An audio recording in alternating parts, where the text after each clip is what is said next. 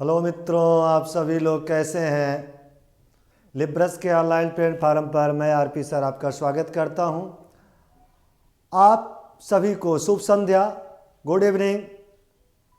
लिब्रस के online platform पर आइए, आज हम सेकेंड वीडियो में मतलब दूसरे लाइव क्लास में आपके पास उत्तर प्रदेश लेखपाल के बारे में जो है ग्रामीण परिवेश के बारे में आज हम आपको कुछ महत्वपूर्ण टॉपिक की चर्चा करेंगे और साथ ही उससे जुड़े हुए कुछ महत्वपूर्ण प्रश्न जो 25 नंबर बड़े इम्पॉर्टेंट हैं उत्तर प्रदेश ग्रामीण परिवेश के लिए, उसको हम लोग देखेंगे। तो मित्रों, आइए हम लोग शुरू करते हैं। और एक तरह से देखा जाए तो इसमें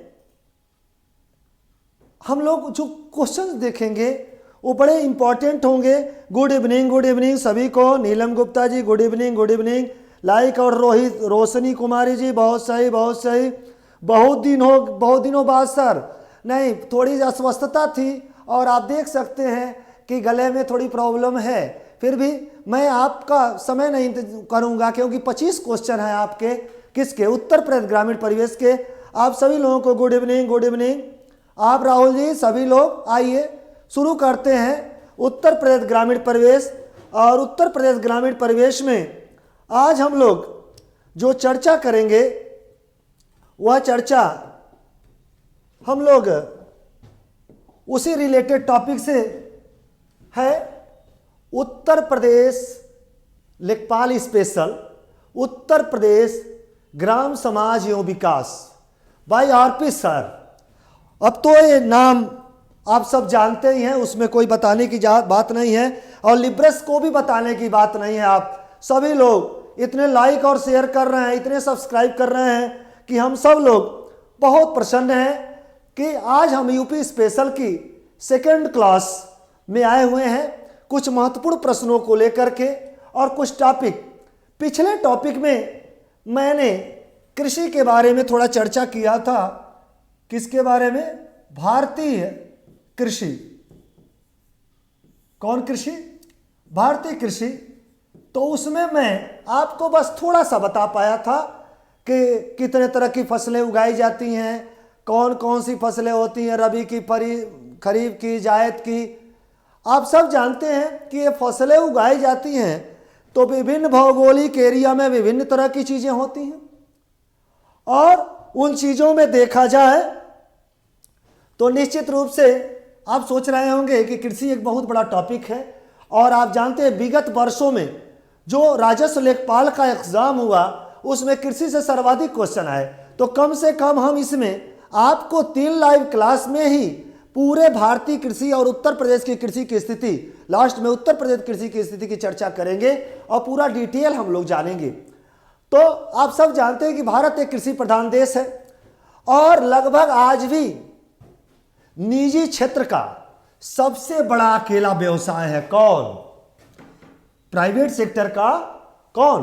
क्योंकि आज भी भारत की कुल कार्यशील जनसंख्या का लगभग 54% अर्थात 54.8% जनसंख्या किस पर आधारित है? किसको देख रही है? अर्थात किस पर आधारित है? कृषि पर आधारित है। ग्रामीण, चूंकि भारत एक तरह से ग्रामीण देश अर्थात भारत में गांव में लोग सर्वाधिक लोग रहते हैं, तो इसलिए उत्तर प्रदेश ग्रामीण परिवेश का मेरुदंड माना जाता है। क्या माना जाता है? मेरुदंड माना जाता है। किसको? कृषि को। इसलिए भारतीय कृषि ग्रामीण परिवेश का मुख्य आजीविका का आधार भी है क्या? कृषि। तो इस तरह से विभिन्न भौगोलिक एरिया में विभिन्न तरह की खेती की जाती है। और देखा जाए तो आज हम लोग ये देखेंगे कि भारत में कितने प्रकार की कृषि की जाती है। देखिए, 2 बात है, एक तो कितने प्रकार की खेती की जाती है और दूसरा कितने प्रकार की कृषि की जाती है। तो हम लोग ये देखने चल रहे हैं कि भारत में कितने प्रकार की कृषि की जाती है। अब कुछ कृषि का चर्चा हम लोग करें तो सबसे पहले इंपॉर्टेंट है स्थानांतरित खेती। कौन सी खेती? स्थानांतरित। कौन सी खेती? स्थानांतरित खेती और स्थानांतरित खेती। लाइक और शेयर करना मत भूलिए, लाइक करते रहिए, शेयर करते रहिए, जुड़ते रहिए लिब्रेस के ऑनलाइन प्लेटफॉर्म पर। मैं आरपी सर आप सभी का हार्दिक स्वागत करता हूं। आइए उत्तर प्रदेश ग्रामीण परिवेश के बारे में देखते हैं। तो पहली जो खेती का प्रकार है उसमें कौन, स्थानांतरित खेती। और स्थानांतरित खेती को दूसरा नाम एक और देते हैं झूम खेती। ध्यान आया, कौन खेती, स्थानांतरित खेती। अक्सर आपसे पूछा झूमिंग कृषि कहाँ की जाती है, स्थानांतरित खेती कहाँ की जाती है। यहाँ पर खेती का मतलब कृषि, अर्थात स्थानांतरित खेती कहाँ की जाती है। तो आप जानते हैं स्थानांतरित खेती भारत के पूर्वोत्तर राज्यों में की जाती है। इस खेती में क्या होता है आप सब जानते हैं कि यह आपसे पूछा जाए सबसे इंपॉर्टेंट क्वेश्चन कि कृषि की सबसे प्राचीनतम प्रणाली कौन है, सबसे प्राचीनतम कृषि की प्रणाली कौन है। तो सबसे प्राचीनतम है कौन, प्राचीनतम खेती है कौन, स्थानांतरित खेती। हुआ क्या कि जब सभ्यता का विकास हुआ तो लोगों को कृषि का ज्ञान उस तरह का नहीं था, न सिंचाई के साधन उपलब्ध थे। तो लोग करते क्या थे, जंगलों को काटते थे। किसको काटते थे, जंगलों को काटते थे। जंगलों को काट करके साफ सफाई करके वहां खेती करते थे। और जब वहां पर खेती हो जाती थी तो फिर साधन, तो जुताई का साधन नहीं था, उस तरह की सुविधाएं नहीं थी, पानी चलाने की सुविधा नहीं थी। तो वहां पर क्या करते थे, वेरी गुड, लाइक और शेयर करिए, बहुत सही, वेरी गुड, जुड़ रहे हैं आप सभी लोगों का हार्दिक अभिनंदन है। तो जंगलों में ये करते थे और जंगलों में करते हुए उसके बाद स्थान बदल देते थे, फिर दूसरे जगह, मतलब एक स्थान पर खेती करते थे, उसके बाद फिर दूसरे स्थान पर खेती करते थे, फिर तीसरे स्थान पर। इस तरह से सर्वाधिक वनों का कटाव होता था। किसका कटाव होता था, सर्वाधिक देखा जाए तो वनों का कटाव होता था। जब वनों का कटाव होना प्रारंभ हुआ, किसका, जब वन कटने लगे, सर्वाधिक वनों का कटाव होने लगा, तो इस आधार पर एक तरह से पर्यावरण को नुकसान होने लगा। तो इस पर रोक लगाने की बात की गई, तो क्योंकि इससे पर्यावरण को नुकसान होगा। लेकिन आपको पूछा जाए कि खेती की, कृषि की सबसे प्राचीनतम प्रणाली कौन है, तो सबसे प्राचीनतम प्रणाली मेरे भाई समझ रहे हैं कौन है। देखिए झूमिंग खेती तो आप सब जानते हैं, ये पूर्वोत्तर राज्यों, असम, मेघालय, नागालैंड इत्यादि राज्यों में की जाती है।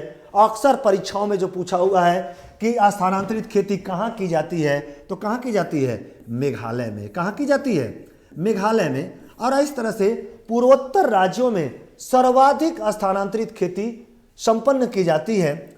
इस आधार पर स्थानांतरित खेती क्लियर हो गया। स्थानांतरित खेती तो पहला प्रकार आपने देखा स्थानांतरित खेती के बारे में। और स्थानांतरित खेती के बारे में हम लोग देखें तो स्थानांतरित खेती के बाद दूसरा खेती जो आएगा, दूसरी कृषि जो होगी, स्थानांतरित खेती आपने समझा। चलिए फिर से, आपको लग रहा है आप सभी लोग सही रूप से समझे नहीं अभी तक, कोई बात नहीं, हम आपको समझा रहे हैं एक नंबर ही। पहला स्थानांतरित खेती, कौन सी खेती, स्थानांतरित खेती। और स्थानांतरित खेती को मैं बताया कि जंगलों को काट करके, साफ करके एक स्थान पर खेती की जाती थी, पुनः उस स्थान को बदल के दूसरा पेड़ काट के दूसरे स्थान पर खेती की जाती थी। और स्थानांतरित खेती का ही दूसरा नाम क्या है, झूम खेती। कौन सी खेती, झूम खेती। बस इतना ही जानना है, ठीक। और कहाँ की जाती है, पूर्वोत्तर राज्यों में, असम, मेघालय, त्रिपुरा। अर्थात देख रहे हैं कि सर्वाधिक मेघालय में खेती, नागालैंड राज्य में खेती की जाती है। तो पहला कौन हो गया, स्थानांतरित या झूम खेती। दूसरा हम लोग देखें तो दूसरा जो कृषि है वो है स्थानबद्ध कृषि। दूसरा ध्यान दीजिएगा भाई, बहुत इंपॉर्टेंट, आप नाम से बस कंफ्यूज मत होइएगा। कौन कृषि, स्थानबद्ध कृषि। कौन सी कृषि, स्थानबद्ध कृषि। स्थानबद्ध, देखिए वास्तव में खेती, अब देखे होंगे बहुत से भारत में गांव हैं, ठीक ना। स्थानबद्ध कृषि, ध्यान दीजिएगा भैया, मैं किनारे आ जा रहा हूं, आप लोग कहते हैं ना कि सर दिखाई नहीं दे रहे हैं, दिखाई नहीं दे रहे हैं। तो तो आप देखिए स्थानबद्ध कृषि कहते किसे हैं। स्थानबद्ध कृषि जब व्यक्ति एक स्थान पर रहकर किसी कॉलोनी के तरफ रहकर किसी एरिया में रह करके कई प्रकार की इस तरह की खेती करते हैं, स्थानबद्ध कृषि। और विश्व में आपसे पूछा जाए कि विश्व में सर्वाधिक खेती कौन की जाती है, तो विश्व में सर्वाधिक खेती कौन की जाती है, स्थानबद्ध कृषि के। क्यों? अब देखते हैं गांव में एक गांव है, उसके बगल में कुछ खेत है, कुछ दूर बाद फिर दूसरा गांव आ जाता है, तो लोग स्थानबद्ध पर रहते हैं कि नहीं रहते हैं? एक स्थान पर रह के खेती करते हैं कि नहीं करते हैं? आप बताइए, करते हैं कि नहीं करते हैं? बताइए। Very good, very good. Like और शेयर करना मत भूलिए, बहुत सही, वेरी गुड।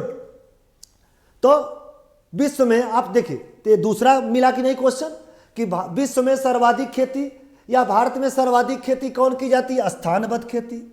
खेती की सबसे प्राचीनतम प्रणाली कौन है? तो स्थानांतरित खेती। तो इस तरह से एक जगह, जैसे हमारे के यहाँ जो खेती की जाती है, उत्तर प्रदेश में भी जो खेती की जाती है वो स्थानबद्ध खेती ज़्यादा की जाती है। कौन सी खेती की जाती है? स्थानबद्ध खेती। इसके अलावा बहुत सी कृषि की जाती है।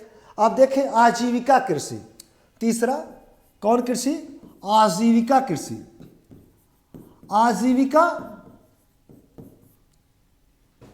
आजीविका कृषि को देखें हम, तो आजीविका कृषि एक तरह से देखा जाए तो आजीविका कृषि जो तीसरा है, आप देखिए तीसरे के बारे में हम बता रहे थे, आजीविका कृषि। कौन कृषि? आजीविका कृषि।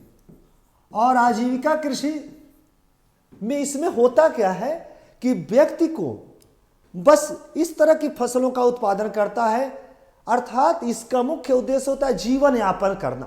कहते हैं ना, अरे भाई इतना बो दीजिए कि ताकि खाने पीने को दिक्कत ना हो, कमी ना हो। हर तरह की फसलें बोएंगे, लेकिन इसका उद्देश्य व्यापारिक नहीं होता है, इसका उद्देश्य सर्वाधिक लाभ कमाना नहीं होता है। तो नाम से स्पष्ट है, लिवलीहुड, अर्थात आजीविका कृषि। कहते हैं ना, इतना बो दीजिए कि खाने पीने भर का काम चले, खरीदना ना पड़े, है कि नहीं? गांव में कहा जाता है खरीदना ना पड़े। भाई कहते नहीं गांव में लोग कि हमारे पास खेत है और हम खरीद के खाएं, ऐसा नहीं करेंगे।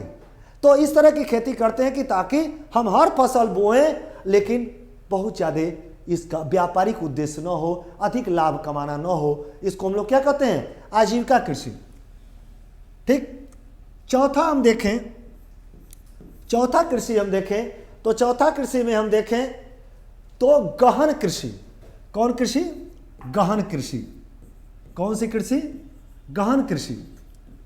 और गहन कृषि का अर्थ होता है कि अत्यधिक उत्पादन के लिए, किसके लिए? अत्यधिक उत्पादन के लिए अच्छे प्रमाणित बीज। कौन बीज? ध्यान दीजिए भाई, प्रमाणित बीज। आप लोग लाइक और शेयर नहीं कर रहे हैं, कोई कमेंट आपका नहीं आ रहा है। अच्छा, अभी हम पढ़ा रहे हैं इसलिए, वेरी गुड।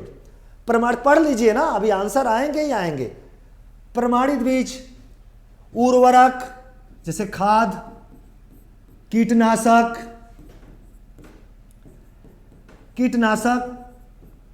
अन्य दवाओं तथा मिट्टी की उर्वरता, गुणवत्ता की जांच अम्लीय है कि क्षारीय है, इन चीजों का, सबका अच्छे बीजों, खादों इत्यादि का प्रयोग करके, कीटनाशकों का प्रयोग करके जब हम फसल का उत्पादन करते हैं अत्यधिक उत्पादकता के लिए, किसके लिए? अत्यधिक फसल उत्पादन के लिए।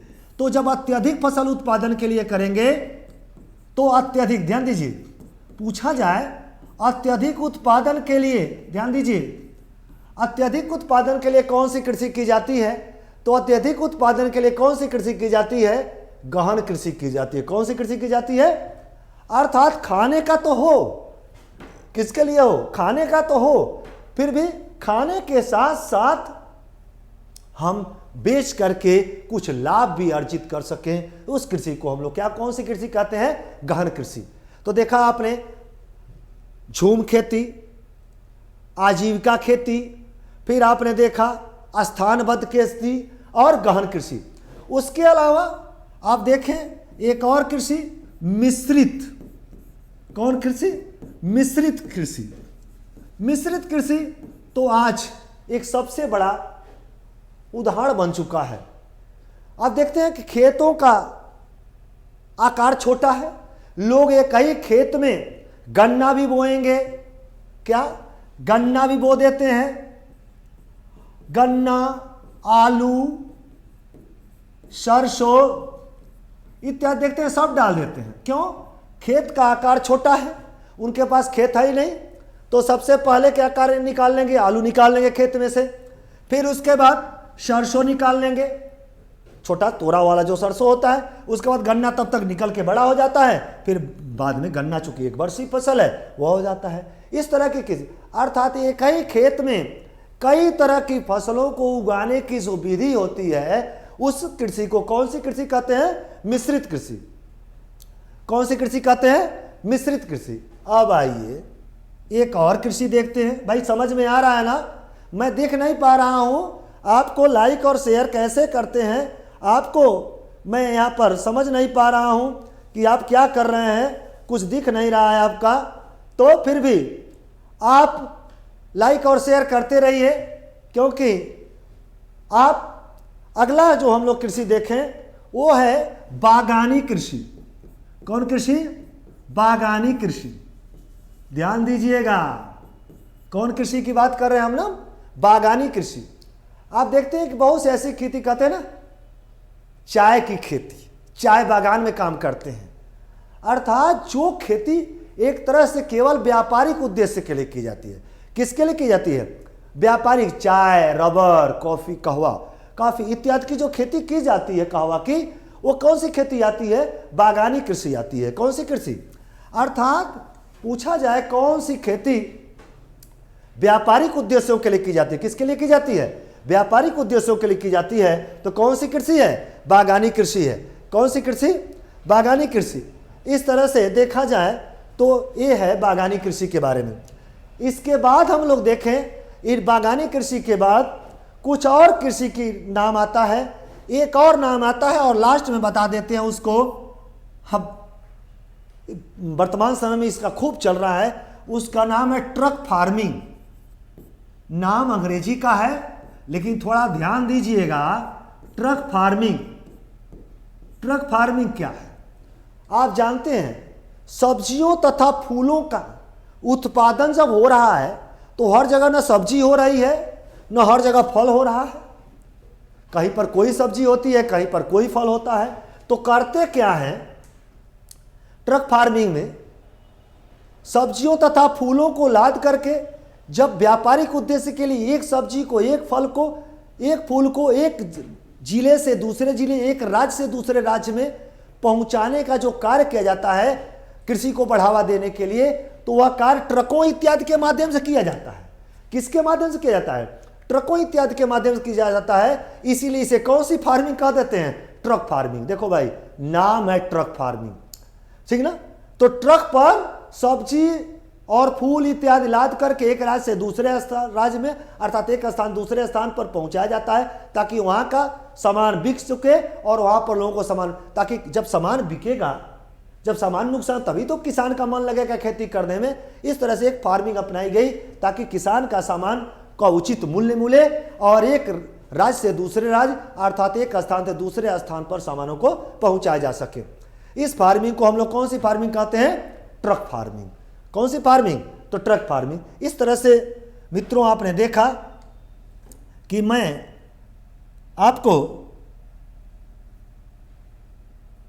आपको इतना बताया कृषि के बारे में। पहला आप ध्यान दीजिए, पहला झूम खेती, स्थानांतरित खेती। दूसरा आपने देखा स्थानबद्ध कृषि। तीसरा आपने देखा आजीविका कृषि। चौथा आपने देखा गहन कृषि। पांचवा आपने देखा मिश्रित कृषि।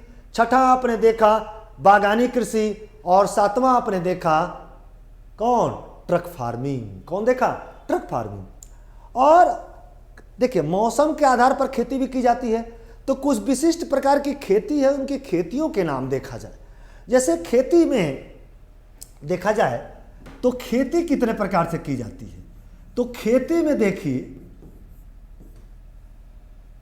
फार्मिंग में एक होती है शुष्क खेती। कौन सी खेती?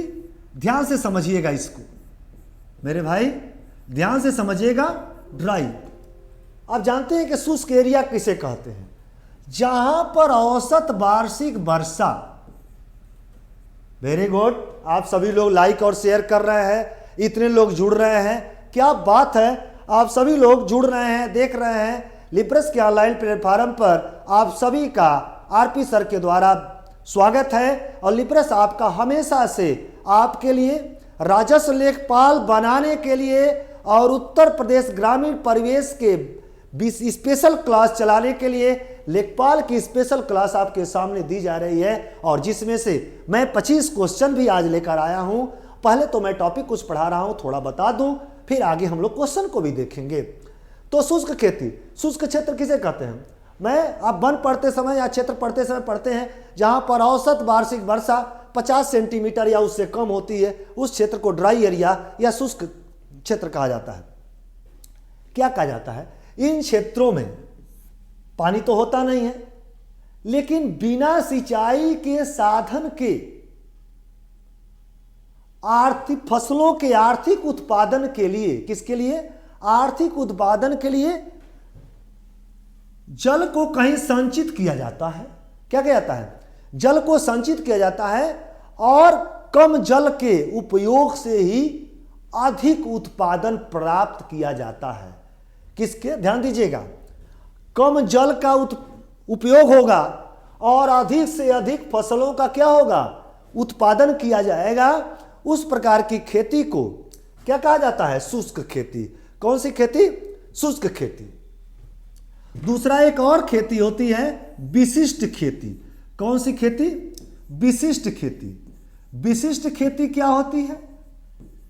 आप जानते हैं क्या? इसमें व्यक्ति का यह होता है कि विभिन्न प्रकार की फसलों को उगाया जाए, और कम से कम इस प्रकार की फसल उगाया जाए कि कम से कम हमारे आमदनी का लगभग 50% आमदनी जितनी हो रही है, ध्यान दीजिए, जो भी हम खेती कर रहे हैं, आप थोड़ा सा ध्यान से समझिएगा। शुष्क खेती तो आप समझ गए होंगे। विशिष्ट खेती, कुछ विशिष्ट प्रकार की फसलों को, या व्यक्ति का मान लीजिए काम ही कृषि करना है, तो कुछ इस प्रकार की फसलें करता है कि भाई हम अन्य काम जो भी करें, लेकिन खेती कर रहे हैं तो कम से कम इस तरह की खेती हो कि जो हमको लाभ 100 रुपये लाभ हो रहा है, तो हमको खेती से कम 50 रुपये लाभ हो, अर्थात 50% आमदनी हो। तो उस प्रकार की खेती को एक विशिष्ट एरिया में विशिष्ट प्रकार की फसलें उगा के की जाती हैं। उसी खेती को हम लोग कौन सी खेती कहते हैं? विशिष्ट खेती कहते हैं। कौन सी खेती कहते हैं? विशिष्ट खेती कहते हैं। उसके बाद एक प्रकार और होता है, इसका नाम तो कृषि में भी पढ़ते हैं, बहुप्रकारीय खेती। कौन सी खेती? बहुप्रकारीय खेती।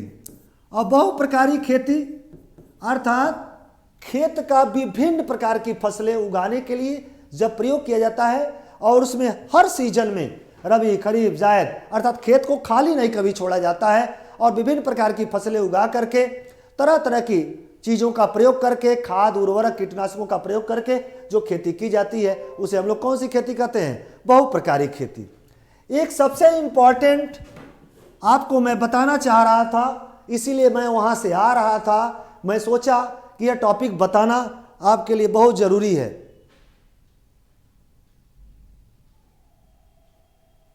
तो एक और खेती होती है, चलते हैं फिर देखते हैं, उसका नाम है रैंचिंग खेती। कौन सी खेती? रैंचिंग। कौन खेती? रैंचिंग खेती। और रैंचिंग खेती उस खेती को कहा जाता है, किस खेती को कहा जाता है? रैंचिंग खेती। रैंचिंग खेती क्या है जानते हैं? जब खेत को बिना जुताई किए, ध्यान दीजिए, रैंचिंग खेती को थोड़ा समझ लीजिए, आपके लिए एकदम नया होगा।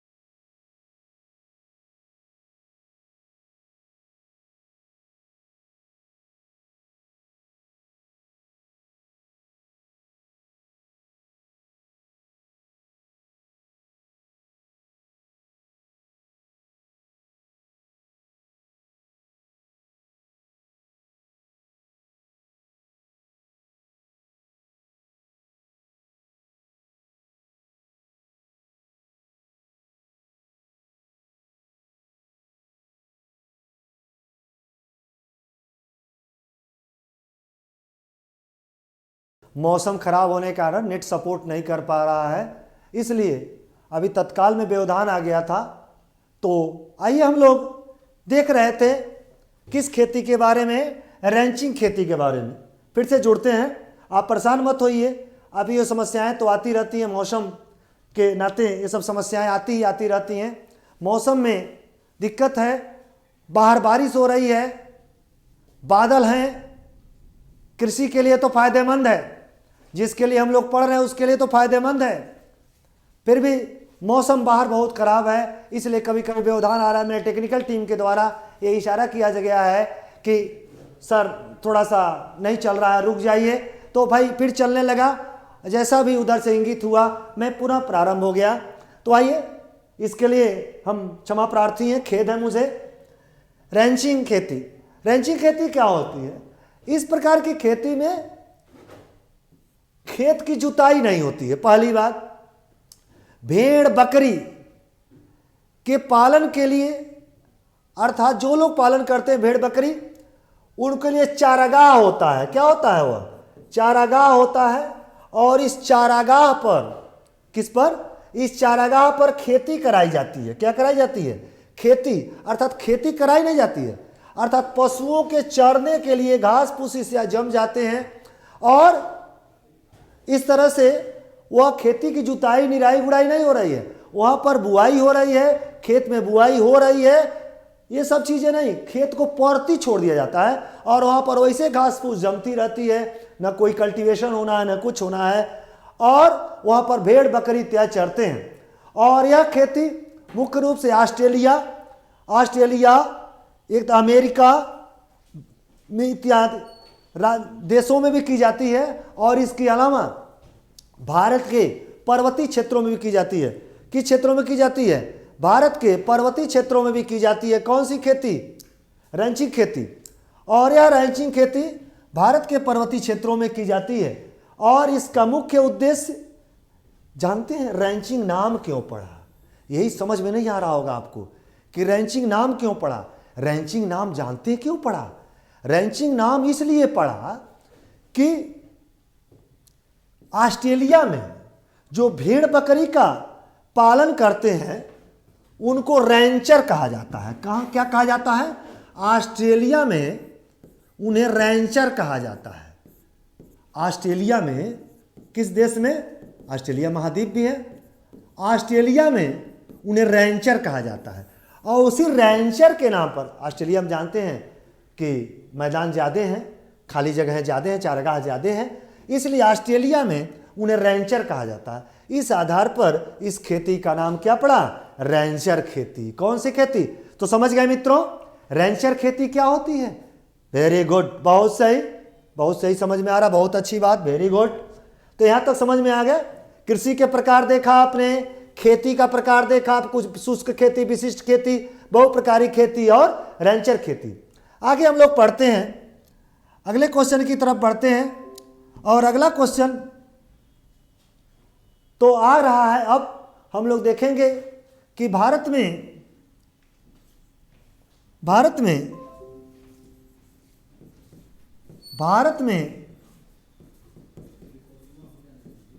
कृषि के संबंध में, किसके संबंध में?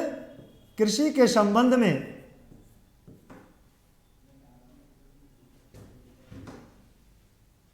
क्या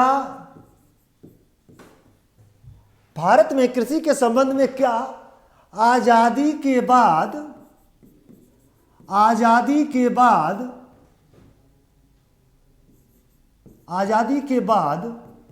सुधार हुआ?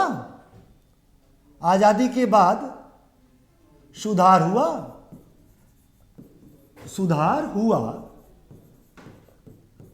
तो आप जानते हैं कि जब भारत में पंचवर्षीय योजनाएं चल रही थी, इस प्रश्न का जवाब, मैं प्रश्न पूछ रहा हूं, इसका जवाब भी मैं दे रहा हूं आपको, क्या सुधार हुआ? तो आपने देखा कि प्रथम पंचवर्षीय योजना में, किसमें? प्रथम पंचवर्षीय योजना में आपने देखा कृषि एवं सिंचाई को प्राथमिकता दी गई। किसको प्राथमिकता दी गई? कृषि एवं सिंचाई को प्राथमिकता दी गई। और आपने देखा कि द्वितीय पंचवर्षीय योजना में द्वितीय पंचवर्षीय योजना में उद्योग को प्राथमिकता दी गई, कृषि के लिए यंत्र की जरूरत थी। तृतीय पंचवर्षीय योजना में हम लोग स्वतः स्फूर्तवान हो गए, अर्थात आत्मनिर्भर होने लगे। लेकिन उसी समय भारत में आपने देखा कि 1962 में भारत चीन युद्ध, कब 1962 में भारत चीन युद्ध, भारत चीन युद्ध, 1965 में भारत पाक युद्ध अर्थात पाकिस्तान 1965 में। फिर आपने देखा कि 1965-66 में भारत में भीषण सूखा पड़ा। क्या पड़ा था? भीषण सूखा पड़ा। और कहा जाता है इस तरह का सूखा पड़ा था कि ज्वार की पत्तियां ऐंठ के बत्तियां बन गई थी, अर्थात बड़ा अकाल पड़ा था। सूखा पड़ने से हमारे क्या पड़ा? अकाल पड़ा। और जब अकाल पड़ा तो किसानों की दशा, कृषि की दशा काफी दयनीय हो गई। तो इसके बाद कोई पंचवर्षीय योजना नहीं चल पाई। और जब कोई पंचवर्षीय योजना नहीं चली, तो कोई पंचवर्षीय योजना जब नहीं चलाई गई, तो एक तरह से देखा जाए तो योजना अवकाश, कौन सा? अब कोई पंचवर्षीय योजना नहीं चल पाई तो योजना अवकाश।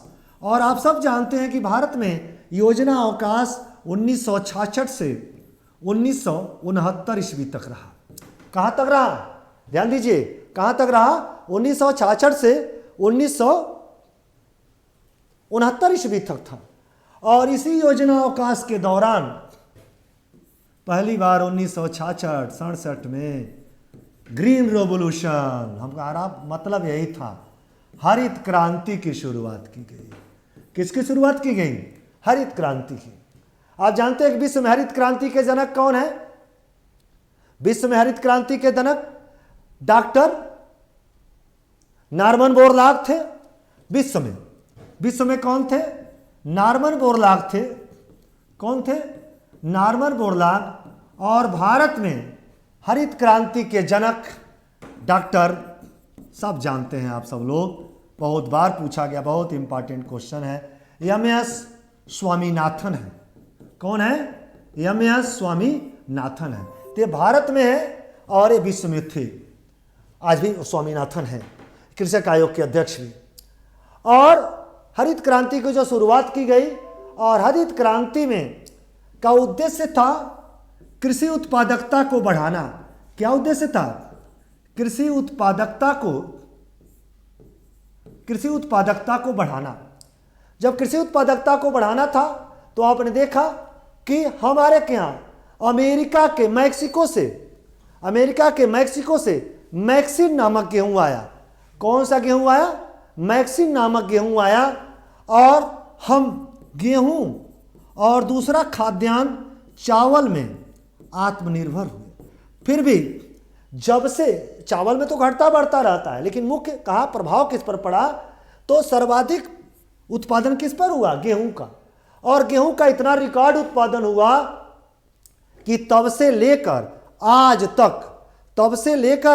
तक देखा जाए, तब से लेकर आज तक भारत गेहूं के मामले में आत्मनिर्भर है। किसमें निर्भर है? आत्मनिर्भर है। आपसे पूछा जाए कि भारत किस खाद्यान्न में आत्मनिर्भर है, तो किसमें आत्मनिर्भर है भाई? आत्मनिर्भरता किसमें है? गेहूं में है। किसमें है आत्मनिर्भरता? गेहूं में है। तो ध्यान दीजिए मित्रों, आत्मनिर्भर किसमें हुआ भारत? गेहूं में।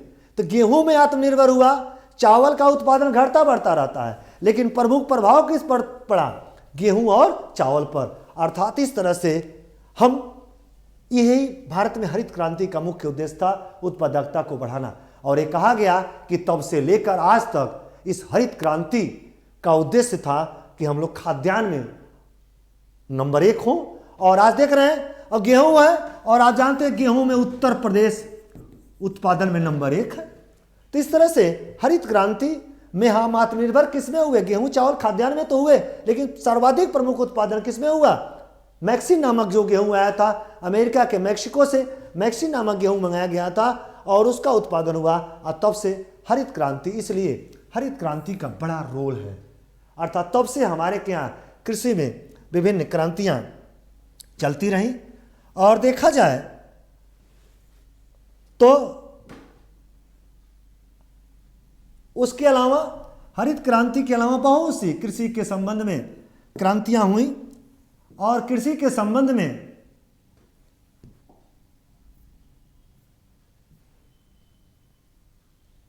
तो अब देख लीजिए। आइए मित्रों, जो आपका इंतजार था, ज्यादा हम समय नहीं लेंगे, बाकी टॉपिक को, अन्य क्रांतियों को हम नेक्स्ट ऑनलाइन क्लास में देखेंगे। यहीं तक हम कृषि के बारे में, खेती के बारे में, हरित क्रांति के बारे में बताए, तो कुछ क्वेश्चन भी देखें। देखिए पहला क्वेश्चन ही आपके सामने स्क्रीन पर दिख रहा है। क्या दिख रहा है? लाइक और शेयर करना मत भूलिए। लिब्रस के ऑनलाइन प्लेटफॉर्म पर अभी तक मैं टॉपिक पढ़ा रहा था भारत में कृषि, उत्तर प्रदेश कृषि, इसके बाद वाली इसमें आएगा, उसी से जुड़ा हुआ उससे भी क्वेश्चन आएंगे। फिर आज हम लोग देखेंगे कुछ महत्वपूर्ण क्वेश्चन जो आपके ग्रामीण परिवेश से संबंधित। कृषि बहुत इंपॉर्टेंट है क्योंकि गांव का आजीविका का प्रमुख साधन है कृषि, और इस कृषि के कारण हम ग्रामीण परिवेश के कुल 25 क्वेश्चंस, कितने क्वेश्चन? 25 क्वेश्चन लेकर के आपके सामने अब हल करने जा रहे हैं। और आइए हम लोग हल करें। क्वेश्चन देखिए, आप लोग कहते हैं कि सर आंसर नहीं दिखता है, तो आइए मैं किनारे हूं भाई, आंसर आप फटाफट बोलिए, तो बोलते जाइए, लाइक और शेयर करते जाइए। सभी लोगों को गुड इवनिंग। अभी तक क्लास चल रही थी, अब हम लोग हल करने चल रहे हैं। हल जब करेंगे तो जब हल कर रहे हैं तो हल किया जाए। तो देखा जाए, पहला दिया है भारत में हरित क्रांति का प्रभाव किन किन फसलों पर पड़ा।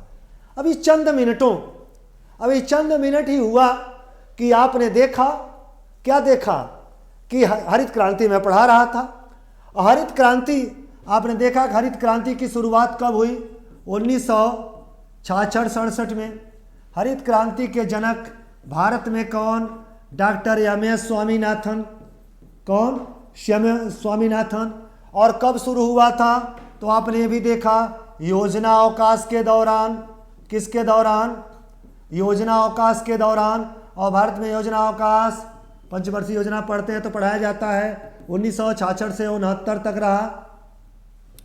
तो हम बताए थे उस समय क्लास लेते समय कि सर्वाधिक प्रभाव किस पर पड़ा?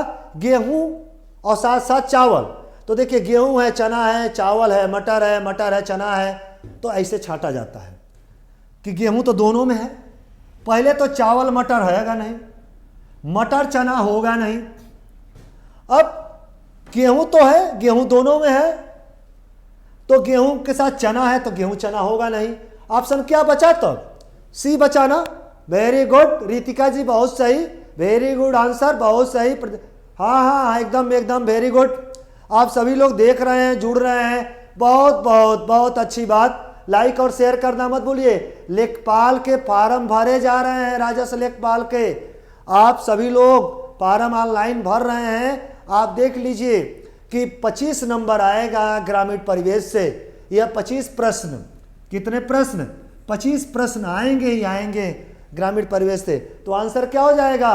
बता दीजिए आंसर। सी। तो क्या हुआ? गेहूं और चावल। वेरी गुड, बहुत सही। अगले क्वेश्चन की तरफ बढ़े। और अगला क्वेश्चन है उर्वरक क्षेत्र। क्या लिखा है? उर्वरक क्षेत्र में आत्मनिर्भरता के लिए उर्वरक उत्पादन। भाई बोल दीजिए, लाइक और शेयर करते रहिए, जुड़ते रहिए। अब तो मैं प्रश्न भी लेकर आ गया, अभी तो टॉपिक पढ़ा रहा था ना, अब तो प्रश्न है आपके सामने। एक प्रश्न चला गया, मैं बता दिया। मित्रों से बोल दीजिए कि आरपी सर लाइव हैं लिब्रस के ऑनलाइन प्लेटफॉर्म पर, और उत्तर प्रदेश ग्रामीण परिवेश के बहुत इंपॉर्टेंट और महत्वपूर्ण क्वेश्चन लेकर के आपके सामने आए हुए हैं। तो लाइक और शेयर कर दें मत भूलिए। देखिए बहुत इंपॉर्टेंट है। आप जब क्रांति पढ़ेंगे देखेंगे, उर्वरक क्षेत्र में आत्मनिर्भरता के लिए उर्वरक उत्पादन हेतु क्रांति का नाम है। तो आप जानते हैं गोल क्रांति आलू से है, रजत क्रांति अंडा है, हरित क्रांति कृषि उत्पादकता से है, तो बचा कौन? धूसर क्रांति अर्थात भूरी क्रांति। अर्थात आंसर क्या हो जाएगा? धूसर क्रांति, भूरी क्रांति। सही है ना? वेरी गुड, आगे बढ़ा जाए। बहुत सही। अगले क्वेश्चन की तरफ बढ़ते हैं और अगला क्वेश्चन, भारत की फसली वर्ष, कौन वर्ष? फसली वर्ष की शुरुआत होती है। देखिए फसली वर्ष की शुरुआत जो होती है भारत में, फसली वर्ष, देखिए भारत का जो कृषि वर्ष होता है, कौन सा वर्ष? ध्यान दीजिए, कौन वर्ष? कृषि वर्ष। वह 1 जुलाई से प्रारंभ होता है और अगले साल 30 जून तक चलता है। इस समय भारत का कृषि वर्ष जो चल रहा है वह चल रहा है 2021-22 चल रहा है। कौन चल रहा है? 2021-22। तो जब 2021-22 चल रहा है तो आप देख लीजिए 1 जुलाई से शुरू होता है। भारत का वित्तीय वर्ष दूसरा होता है। मैं बताया हूं कई बार, आपको ऑफलाइन क्लास में भी बताया हूं कि इसलिए देखिए ऑप्शन कहाँ, 1 जुलाई से 30 जून तक, अर्थात यही कृषि वर्ष है। वही फसली वर्ष, फसल अर्थात खरीफ की फसल से प्रारंभ होता है और चलता कहाँ है? रबी की फसल, फिर जायद की फसल तक, अर्थात ऑप्शन नंबर बी। ऑप्शन कौन सा ही होगा? देख लीजिए आप लोग, ऑप्शन आप आराम से देख लीजिए। आज वो शिकायत जो आप कहते थे ना कि सर प्रश्न आप दिखता नहीं, आपकी बीच में आ जाते हैं। नहीं मैं बीच में नहीं, मैं किनारे रहूंगा। आप प्रश्न देखिए, लाइक और शेयर करना मत भूलिए, बढ़ते रहिए। आगे बढ़ा जाए अगले क्वेश्चन की तरफ मित्रों बढ़ते हैं और अगला क्वेश्चन आपके सामने स्क्रीन पर, खरीफ ऋतु की फसलें। आप जानते हैं कि फसलें 3 तरह की, रबी, खरीफ और जायद। देखिए आपके सामने ऑप्शन है। रबी की फसल मैं बता चुका हूं पिछले ऑनलाइन क्लास में कि रबी की फसल कब बोई जाती है? अक्टूबर नवंबर में बोई जाती है, मार्च अप्रैल में काट ली जाती है। उसमें गेहूं, सरसों, चना, मटर, आलू, यही सब तो बोया जाता है। और खरीफ की फसल जून जुलाई में बोई जाती है, अगस्त सितंबर अक्टूबर में काट ली जाती है। उसमें धान, अरहर, तिल, मक्का, ठीक ना, सोयाबीन, ये सब चीज़ें, कपास इत्यादि चीज़ें बोई जाती हैं। और जायद में तो फरवरी मार्च में बोई जाती है और मई जून में काट ली जाती है। तो इस तरह से देख रहे हैं, चना, मटर, मसूर है। फिर है इसमें आपका ज्वार, बाजरा, ढैंचा। तो चना, मटर, मसूर तो होगा नहीं, ज्वार, बाजरा तो होगा और ढैंचा भी होगा। आलू, सरसों, फूलगोभी होगा नहीं। ज्वार, बाजरा और ढैंचा क्या होगा? ढैंचा आप देखे होंगे, ढैंचा लोग खेतों में मिट्टी को उर्वरा शक्ति बढ़ाने का, गांव में देखे होंगे ना, गर्मी के दिन में इतना बड़ा बड़ा होता है, हरा हरा, इतना बड़ा बड़ा पानी चला के बोल, फिर बाद में धान की रुपाई के पहले उसका कल्टीवेशन कर देते हैं, उसकी खेत में जुताई कर देते हैं, वही है ढैंचा।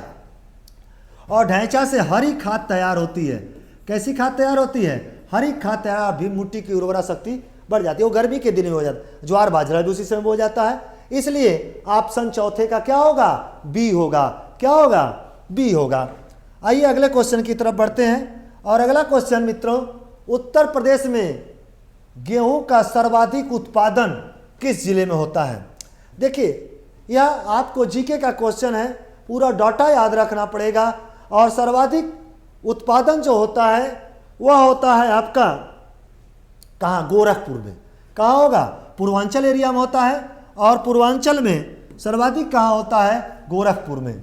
गेहूं का देखा जाए सहारनपुर में संतरा, जौनपुर में मक्का, इस तरह से बस्ती में आप जानते हैं कि तरह तरह की चीज़ें, ये बस्ती में तो मशरूम का भी उत्पादन होता है। इसलिए सर्वाधिक कहाँ? गोरखपुर में।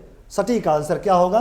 गोरखपुर में। अगले क्वेश्चन की तरफ बढ़ते हैं और अगला क्वेश्चन, उत्तर प्रदेश में सर्वाधिक मिट्टी अधिकांशता पाई जाती है। कौन सी मिट्टी अधिकांशता पाई जाती है मित्रों? बता दीजिए। आप जानते हैं कि उत्तर प्रदेश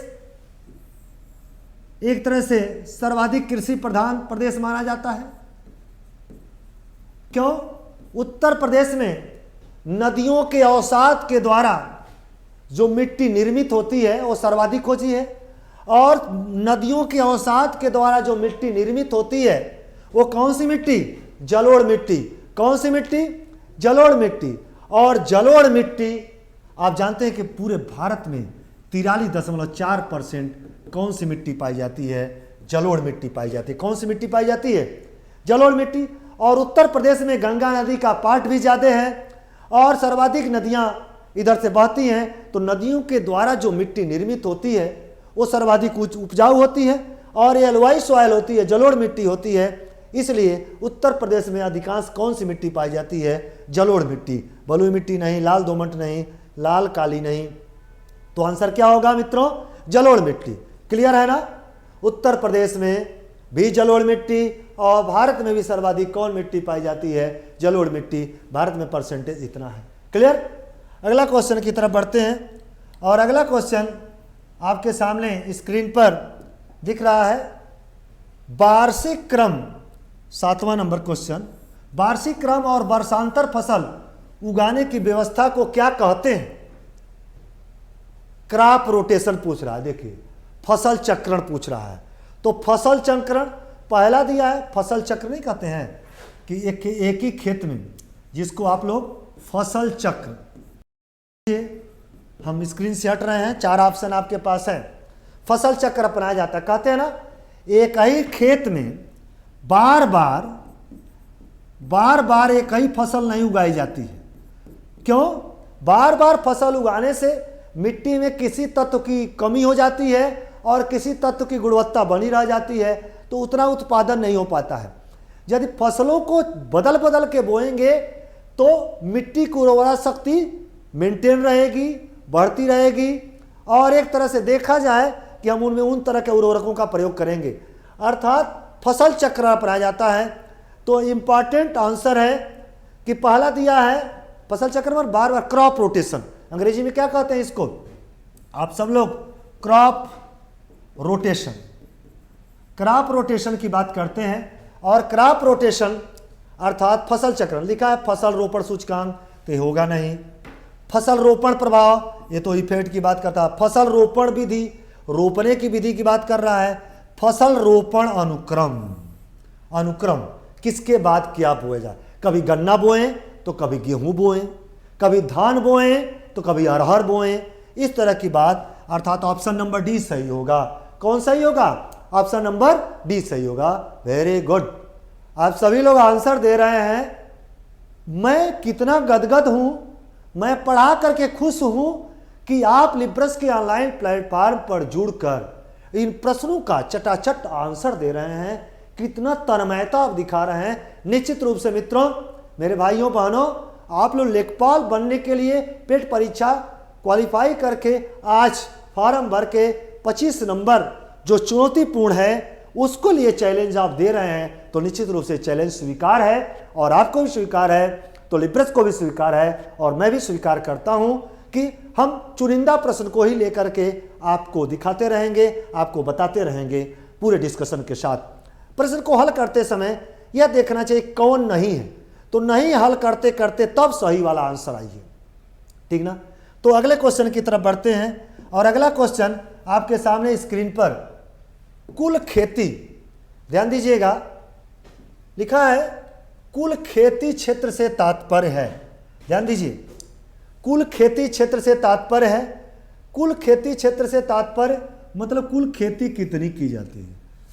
तो इसमें देखिए, वर्ष में सकल खेती करने योग्य क्षेत्र नहीं, वर्ष में शुद्ध खेती किया गया क्षेत्र ये भी नहीं, वर्ष में शुद्ध खेती किया गया क्षेत्र तथा वह क्षेत्र जिसमें एक से अधिक खेती की गई हो, जिसमें से एक से अधिक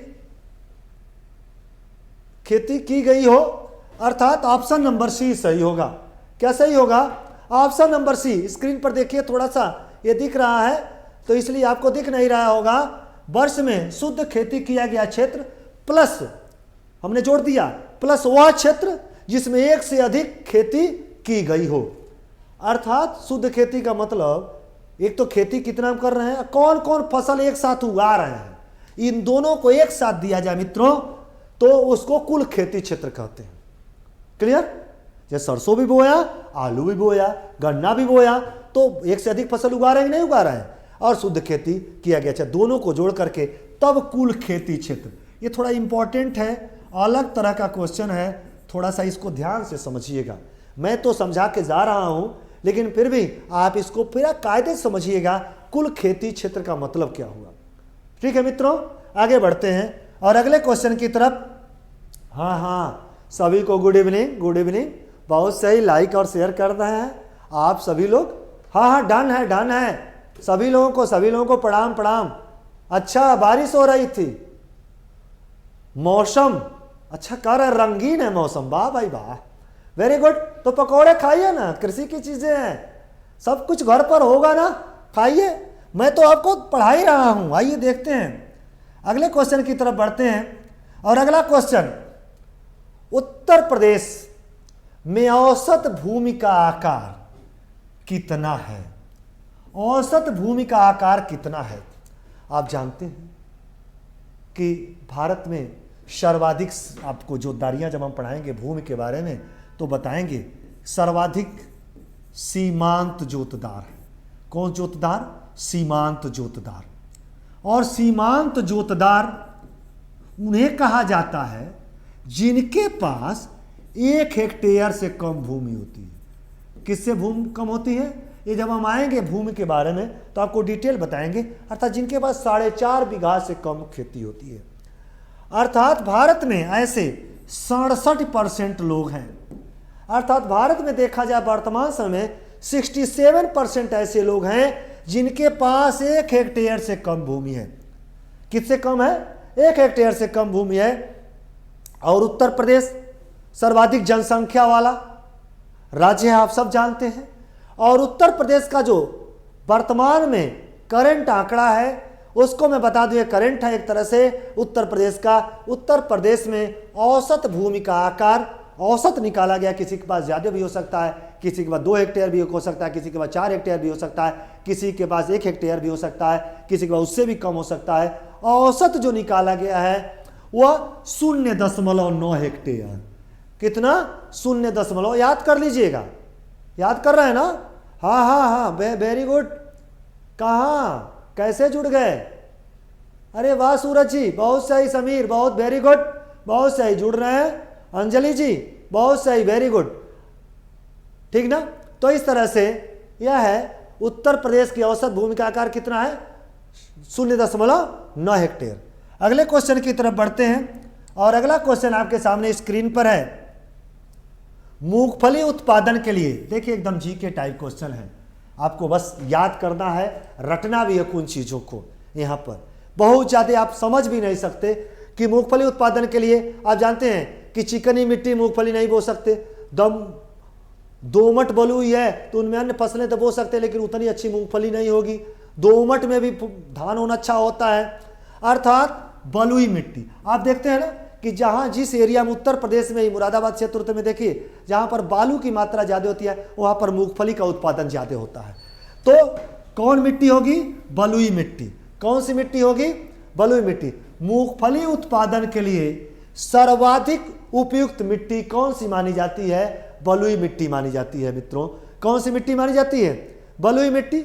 कोई डाउट किसी को?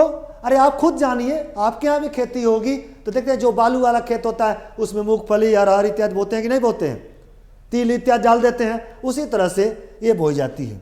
अगला क्वेश्चन की तरफ बढ़ते हैं और अगला क्वेश्चन आपके सामने स्क्रीन पर लीजिए। बहुत important question. Good evening, very good, very good, बहुत सही आंसर दे रहे हैं, जुड़ रहे हैं, लाइक और शेयर कर रहे हैं, बहुत अच्छी बात।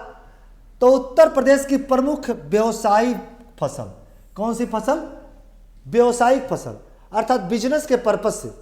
देखिए ये खाद्यान्न फसल है, मक्का भी खाद्यान्न फसल है, चावल भी खाद्यान्न फसल है, लेकिन गन्ना जो है कैश क्रॉप भी माना जाता है और व्यवसायिक फसल है। गन्ने का उपयोग किसके लिए? व्यवसाय करने के लिए, खेती किस लिए करते? पैसे के लिए की जाती है। यह खाने के लिए भी की जाता है और बेच करके पैसा भी किया जाता है। इसको केवल बेचा जाता है, इससे पैसा ही प्राप्त किया जाता है। ठीक ना? केवल कहने का मतलब कभी कभी गुड़ इत्यादि बना लेते हैं घर पर, उससे मत परेशान होइएगा कि हमारे गांव में, आप कहते हैं कि हमारे गांव में तो गन्ने से गुड़ भी बनता है, तो गुड़ तो बनेगा, लेकिन व्यवसायिक फसल है, गुड़ बेचा भी तो जाता है, व्यवसायिक हुआ कि नहीं हुआ, गुड़ कितना खाएंगे आप। इस तरह से गन्ना पूछा जाए प्रमुख व्यवसायिक फसल, तो गन्ना, और उत्तर प्रदेश में सर्वाधिक गन्ना का उत्पादन भी होता है। गन्ना उत्पादन में भी उत्तर प्रदेश का प्रथम स्थान है। कौन सा स्थान है? यूपी का। यूपी प्रथम है यूपी, किसमें? गन्ना उत्पादन में। इसलिए आंसर क्या हो जाएगा? गन्ना। कौन आंसर हो जाएगा? गन्ना, क्योंकि व्यवसायिक फसल पूछ रहा है। क्या है? क्लियर ना? बहुत सही। आगे बढ़ते हैं अगले क्वेश्चन की तरफ। लीजिए, आ गया जाम्बो। जाम्बो ग्रामीण खेती करने का तरीका है, कहाँ विद्यमान है? देखिए, जाम्बो जो होता है एक तरह से नागालैंड में, कहाँ पर? नागालैंड में चावल की खेती करने का एक परंपरागत तरीका होता है। अर्थात वहाँ के आदिवासी लोग चावल को एक विशेष तरीके से, ऐसे चावल का उत्पादन करते हैं जिसमें भूसी की मात्रा, किसकी मात्रा? भूसी की मात्रा 20% ही होती है। कितनी होती है? हमारे क्या, जब धान की आप जाते हैं, आप धान से चावल निकलवाते हैं तो लगभग ज़्यादा भूसी निकलती है, चावल कम निकलता है। लेकिन इस खेती में इस तरह का होता है कि जिसके छिलके बहुत पतले होते हैं। अर्थात देखा जाए तो उसको आदिवासी लोग उसको क्या कहते हैं? जाम्बो कहते हैं। क्या कहते हैं? जाम्बो कहते हैं। तो इंपॉर्टेंट है, जीके का क्वेश्चन है, याद कर लीजिएगा कि जाम्बो खेती, ग्रामीण खेती करने का तरीका कहाँ पर विद्यमान है? तो भारत में किस राज्य में है? नागालैंड में है। कहाँ पर है? नागालैंड में है। अगले क्वेश्चन की तरफ बढ़ते हैं मित्रों। अगला क्वेश्चन है, उत्तर प्रदेश के किस जिले में चाय की खेती नहीं की जाती है? अब देखिए, उत्तर प्रदेश के किस जिले में चाय की खेती नहीं की जाती है? तो देखिए, कहने का मतलब चाय की खेती हो या न हो, लेकिन ये माना जाता है कहाँ की मिट्टी अम्लीय है, कहाँ की अम्लीय नहीं है। और चाय की खेती अम्लीय मिट्टी में की जाती है, तो इन जिलों में थोड़ी अम्लीय मिट्टी पाई जाती है, तो इसलिए खेती की जा सकती है। की नहीं जाती है, आप कुछ देखे होंगे कहीं कहीं किसी न किसी रूप में करते हैं। लेकिन सोनभद्र एक ऐसा क्षेत्र है जहाँ पर चाय की खेती नहीं की जाती है, क्योंकि मिट्टी में अम्लीयता की मात्रा नहीं होती है। इसलिए यह यूपी स्पेशल में आता है, यूपी जीके में आता है कि उत्तर प्रदेश के जिलों की यह खंगाल रहा है कि उत्तर प्रदेश के किस जिले में चाय की खेती नहीं की जाती है। किस जिले में नहीं की जाती है? सोनभद्र जिले में नहीं की जाती। कहाँ नहीं की जाती है? सोनभद्र जिले में नहीं की जाती है। क्लियर? अगले क्वेश्चन की बढ़ते हैं। अगला क्वेश्चन, पूसा रूबी। देखिए, ये भी एक फसल की प्रजाति आ गई। पूसा रूबी किसकी उन्नत किस्म है? तो पूसा रूबी याद कर लीजिए, बहुत इंपॉर्टेंट क्वेश्चन है। कई बार परीक्षाओं में, पीसीएस तक की परीक्षाओं में पूछा गया क्वेश्चन टमाटर की है। किसकी है? टमाटर की है। पूसा रूबी किसकी उन्नत किस्म है? कभी कभी हम बताएंगे आपको आगे कि हर फसलों की किस्मों का नाम, गेहूं का, धान का, उसी में टमाटर का भी बताएंगे। तो पूसा रूबी किसकी उन्नत किस्म है? टमाटर की। तो अगले, ठीक है ना? क्लियर है ना? इसको नोट कर लीजिए, ध्यान रख लीजिए, इंपॉर्टेंट है, इसलिए मैं इस क्वेश्चन को यहां पर रखा आपके लिए। बेहतरीन क्वेश्चन है, बहुत बढ़िया क्वेश्चन। अगला आइए, निम्नलिखित में से कौन सा अम्लीय धरती पर सफलता से उगाया जा सकता है? देखिए, उगाया जाता नहीं है, उगाया जा सकता है। थोड़ा ध्यान दीजिए। तो देखिए, खीरा नहीं हो सकता, कोई फली नहीं हो सकती, फूल पत्तियां, इनमें से कोई नहीं। लेकिन तरबूज रिसर्च के द्वारा आया है कि जहां पर मिट्टी अम्लीय होगी वहां पर तरबूज की खेती की जा सकती है। तो इसलिए एक नया क्वेश्चन है कि निम्नलिखित कौन सा अम्लीय धरती पर सफलता से उगाया जा सकता है? भाई, उगाने को तो उगा सकते हैं, लेकिन होगा कि नहीं होगा, इसमें कितनी सफलता मिलेगी? तो यह किस में की जाती है? तरबूज में। किस में की जाती है? तरबूज में। अगले क्वेश्चन की तरफ बढ़ते। देखिए, क्वेश्चन बहुत बड़े नहीं होंगे उत्तर प्रदेश ग्रामीण परिवेश के, बस समझना जरूरी है। छोटे छोटे क्वेश्चन आते हैं, ऐसा नहीं है कि आपको बहुत बड़ा क्वेश्चन दे देगा, आप समझ नहीं पाए क्या पूछ रहा है, इस तरह की चीजें नहीं। अगला क्वेश्चन देखते हैं। अगला क्वेश्चन है कृषि में। आइए, थोड़ी सी समस्या आ गई यहां पर। समस्या विषय की नहीं समस्या। ये देखिए क्या रहेगा, कृषि में निम्न उत्पादन का सामान्य कारण क्या है, कि आज कृषि में उत्पादकता कम क्यों हो रही है, कम क्यों हो रही है। देखिए अपर्याप्त पहला दिया है कारण, देखा जाए सबको पढ़ लिया जाए, थोड़ा बहुत इंपॉर्टेंट क्वेश्चन है और इंपॉर्टेंट मुझे उम्मीद है किस तरह के क्वेश्चन आएंगे ही आएंगे। तो अपर्याप्त वित्त अर्थात पैसे की कमी, अपर्याप्त वित्त, विपणन सेवाएं, ट्रांसपोर्टेशन की सामान होता है उत्पादन लेकिन उसका बिक नहीं पाता किसान का। दूसरा निरुत्साहजनक ग्रामीण वातावरण, गांव में देखते हैं कहते लोग अरे मजबूरी में खेती कर रहे हैं, शौकिया खेती बहुत कम लोग करते हैं, कहते क्या करें कुछ नहीं है तो खेती कर रहे हैं, तो निराशा है कि नहीं, तो निरास्तुक क्या है ग्रामीण वातावरण। तीसरा कृषि क्षेत्र में अधिकांश लोगों का जुड़ा होना, आप जानते हैं कि जिसके पास कोई काम, सब लोग खेती करते हैं, जिसके पास खेती नहीं वो बटैया खेती करता है। बेरोजगारी इतना ज़्यादा है कि लोग अधिकांश लोग किस में जुड़े हुए हैं, कृषि में जुड़े हुए हैं। इसलिए तीनों कारण लग रहा है सामान्य कारण, और तीनों सामान्य कारण हैं, ये जनरल कारण है कृषि के। बाकी तो भारतीय कृषि की क्या समस्या है आगे हम बताएंगे। तो इसलिए आंसर क्या होगा, उपरोक्त सभी। तो 16 नंबर बहुत इंपॉर्टेंट क्वेश्चन था मित्रों, निम्न उत्पादकता का, निम्न उत्पादन का सामान्य कारण क्या था। तो क्लियर हो गया ना, कोई डाउट किसी को नहीं, वेरी गुड। आगे बढ़ते हैं, लाइक और शेयर करना कभी मत भूलिए। आपको लिब्रस के ऑनलाइन प्लेटफॉर्म पर आप सभी का स्वागत है। गुड इवनिंग, शुभ संध्या। आइए अगले क्वेश्चन की तरफ देखें, और अगला क्वेश्चन लीजिए। अभी मैं बोल रहा था कि 67% जनसंख्या क्या है, क्या है भाई, 1 हेक्टेयर से कम भूमि है। तो पूछ रहा है क्वेश्चन, भारत में जोतों के आकार का छोटा होने का मुख्य कारण क्या है। जोतों के छोटा होने का मुख्य कारण क्या है, सामाजिक कारण नहीं है, सांस्कृतिक कारण नहीं है, धार्मिक कारण नहीं है। आप जानते हैं कि सबसे बड़ा कारण क्या है, परिवार है। एक घर था, ये था, एक घर से BCD हुआ कि नहीं हुआ, एक घर में एक लोग थे, हम तो हमारे तो 4 लोग थे, 4 से 12 लोग हुए, तो संख्या बढ़ी कि नहीं बढ़ी। तो जोतों का आकार, भाई क्षेत्रफल तो आप समझाते हैं, भारत का क्षेत्रफल 2.4 है और विश्व की कुल जनसंख्या का 17.5% जनसंख्या भारत में निवास करती है कि नहीं करती है। इसलिए सबसे बड़ा कारण यहां पर जो रहा, जोतों का छोटा होने का मुख्य कारण क्या है, मेन रीजन क्या है, परिवारों की संख्या का बढ़ना, अर्थात जनसंख्या का बढ़ना। किसका बढ़ना, पॉपुलेशन, जनसंख्या बढ़ रही है और जनसंख्या के कारण ऐसा हो रहा है। इसलिए पारिवारिक कारण सबसे इंपॉर्टेंट कारण है। कोई डाउट किसी को मेरे भाई, कोई डाउट नहीं ना, वेरी गुड। तो आगे बढ़ते हैं और अगले क्वेश्चन की तरफ, और अगला क्वेश्चन देखिए, राष्ट्रीय कृषि बीज अनुसंधान एवं प्रशिक्षण केंद्र, राष्ट्रीय बीज अनुसंधान एवं प्रशिक्षण केंद्र अर्थात बीज का जो शोधन होता है, रिसर्च होता है और उन पर ट्रेनिंग दी जाती है, उसका केंद्र कहाँ है, वो जानते हैं BHU के पास है। और BHU कहाँ है, वाराणसी में। कहाँ पर है, वाराणसी में।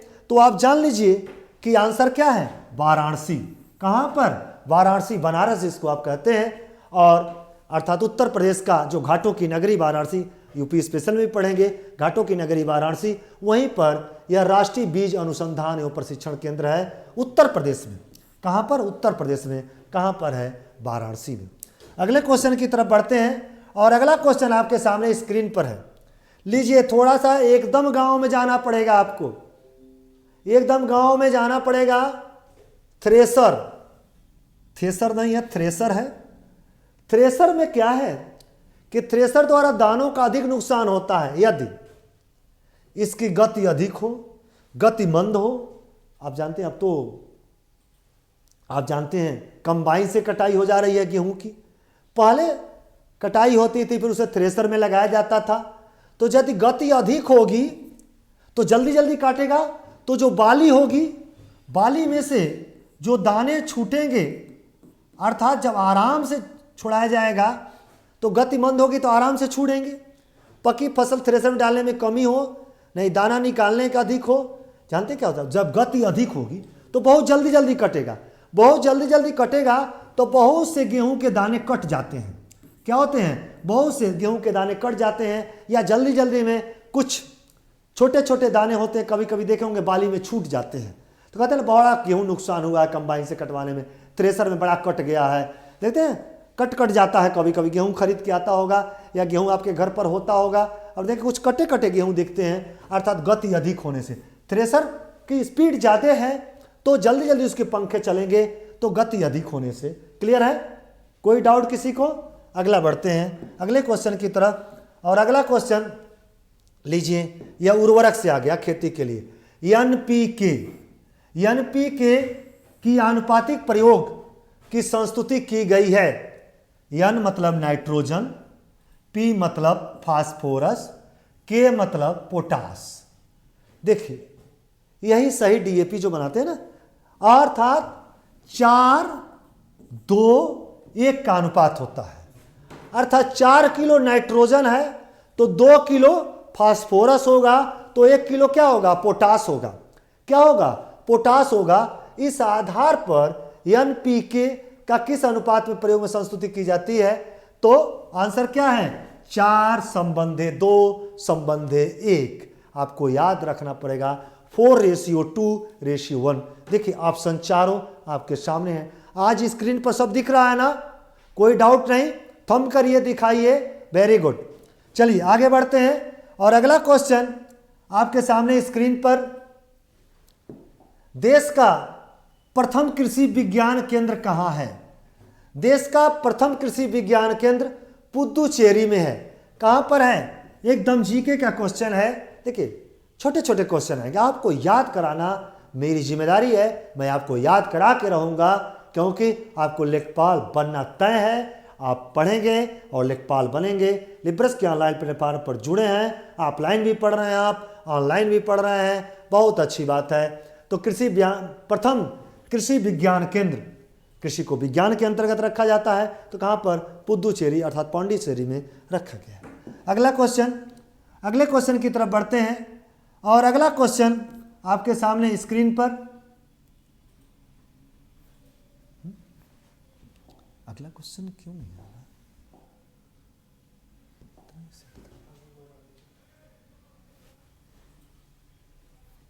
कुछ इस तरह से, कुछ इस तरह से दे दिए, अब लीजिए, ठीक।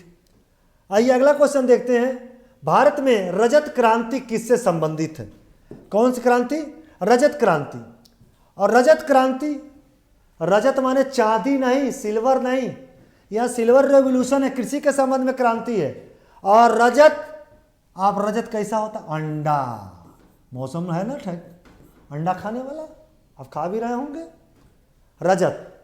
और अंडा है तो अंडा तो कहीं नहीं दिया है, ये चांदी खनन दिया है, अंडा दिया है। और देखिए हमने जोड़ा है अंडा के साथ चिकन। क्या जोड़ा है, चिकन। कपास उत्पादन, ये तो सफेद सोना कहा जाता है। स्वच्छ पेयजल का बोतलीकरण, ये तो ड्रिंकिंग वाटर है। अंडा और चिकन उत्पादन, रजत क्रांति को कहीं कहीं किताबों में केवल अंडा है, लेकिन अंडा के साथ साथ आप जब चिकन और मटन की बात सुनते हैं ना, तो जो मुर्गे का मीट होता है उसको चिकन कहते हैं, और अंडा उत्पादन मुर्गे से ही होता है, मुर्गी से होता है, अर्थात एक तरह से कुक्कुट पालन। तो इस तरह से अंडा और चिकन दोनों होगा, अर्थात रजत क्रांति का संबंध किससे है, अंडा और चिकन उत्पादन से। अगले क्वेश्चन की तरफ मित्रों बढ़ते हैं और अगला क्वेश्चन, आप आइए हम लोग देखते हैं अगले क्वेश्चन की तरफ। और अगला क्वेश्चन है आपके सामने स्क्रीन पर कि भारत में रजत क्रांति, कौन सी क्रांति, रजत क्रांति, और रजत क्रांति का संबंध किससे है, अंडा और चिकन से। फिर से मैं दोहरा रहा हूं उस क्वेश्चन को, अंडा और चिकन उत्पादन से। किससे है, अंडा और चिकन उत्पादन से। चलिए मित्रों अगले क्वेश्चन की तरफ बढ़ते हैं और अगला क्वेश्चन बहुत इंपॉर्टेंट है और आपके सामने स्क्रीन पर दिख रहा है, एकदम अलग लगेगा, एकदम अलग क्वेश्चन है मित्रों, इसीलिए मैं इसको छोड़ नहीं रहा था, मैं बताना ही चाह रहा था। सेकेंड लास्ट क्वेश्चन है कि बीज मसाला निर्यात क्षेत्र किस राज्य में स्थापित किया गया है। बीज मसाला मसालों का राज्य तो केरल को कहा जाता है, मसालों का उत्पादन तो केरल में होता है, तो ऑप्शन केरल भी है। लेकिन बीज मसाला निर्यात अर्थात मसाले का जो बीज वाला, अर्थात बीजों के बहुत से मसाले बनाए जाते हैं, निर्यात किस राज्य में स्थापित किया गया मित्रों? तो किस राज्य में स्थापित किया गया है? तो मध्य प्रदेश में। कहां स्थापित किया गया है? मध्य प्रदेश में। इंपॉर्टेंट क्वेश्चन है मध्य प्रदेश। तो आइए एकदम लास्ट क्वेश्चन की तरफ, और खत्म, आज का टॉपिक खत्म हो रहा है कि आइए इंपॉर्टेंट क्वेश्चन है, और इंपॉर्टेंट क्वेश्चन आपके सामने स्क्रीन पर कि सहकारी खेती संबंधित कार्यक्रम केंद्रीय सरकार द्वारा कब तक चलाया गया था? कब तक सहकारी खेती, कोऑपरेटिव फार्मिंग का अर्थ होता था कि सरकार अनुदान देती थी, कुछ लोग उसमें काम करते थे, और ये चलाया गया था, आप जानते हैं ना, हरित क्रांति। और योजना अवकाश कब से कब तक था? योजना अवकाश हम पढ़ा चुके हैं आज ही के वीडियो में। योजना अवकाश भारत में कब से कब तक था? 1966 से 69 तक था। तो मार्च 69 तक, अर्थात 31 मार्च 69 तक केंद्रीय सरकार द्वारा सहकारी खेती अपनाई गई, कोऑपरेटिव फार्म। उसी के तहत अब ग्रीन रेवोल्यूशन अपनाया गया था, हरित क्रांति भी आई थी। तो मार्च 1969। तो ठीक है मित्रों, यह क्वेश्चन हो गया कि सहकारी खेती से संबंधित कार्यक्रम केंद्रीय सरकार द्वारा कब तक चलाया गया था? तो कब तक चलाया गया था? मार्च 1969 तक। ठीक है मित्रों, तो बस आज हम लोग यहीं तक। लिब्रस के ऑनलाइन प्लेटफॉर्म पर मैं आरपी सर आपका स्वागत करता हूं। आप अभी तक जुड़े रहे, लाइक और शेयर करते रहे। बहुत अच्छी बात कि आप उत्तर प्रदेश ग्रामीण परिवेश का लेखपाल का स्पेशल क्लास देख रहे थे, बहुत अच्छी बात है। लाइक और शेयर करते रहिए। मिलते हैं हम लोग नेक्स्ट वीडियो में, अर्थात तब तक के लिए आप सबको शुभ संध्या, गुड इवनिंग, नमस्कार।